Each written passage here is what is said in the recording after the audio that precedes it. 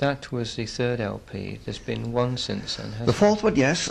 Again, this came by these opportunities.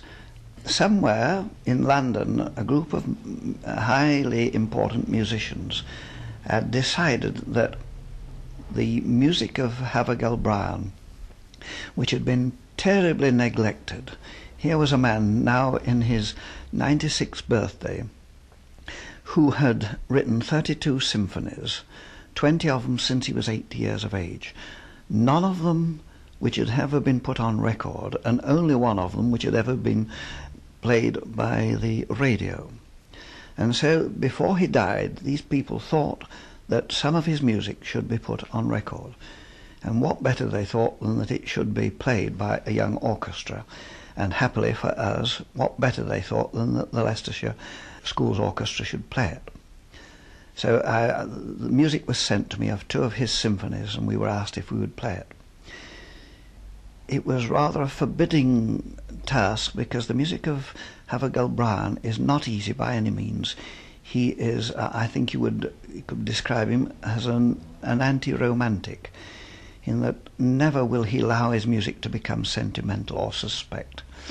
And so it is always hard, drive, imaginative, but imaginative in a very dour way. Anyway, we set out to play his 2 symphonies, and we made the record last year, and funnily enough, or happily enough, the record was voted one of the 6 best of the year, which stimulated another very famous company to be interested in us making a 5th record, which we've just completed, and which we hope will be issued later this year. The recording company are CBS, and we've made further pieces of Havergal Brian for the record. Looking back now in 1974, doesn't it seem a bit like a fairy story come true? Yes, life's a fairy story if you make it so, isn't it? I've enjoyed it, and if I've worked hard, and a lot of people tell me I work hard, but I never think so, because I enjoy every moment of this work. Well, I'd like to thank you very much now for talking to us. Could we have one final piece of music from the orchestra? Well, yes, we'll be now anti-romantic, because all that I've been talking is romance and the romantic part of my life.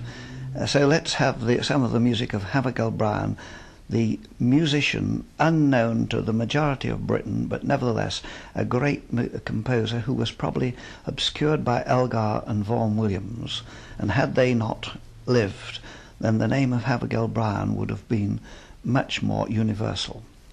As it is, we are the first to put his music on record, and here is part of his 21st symphony.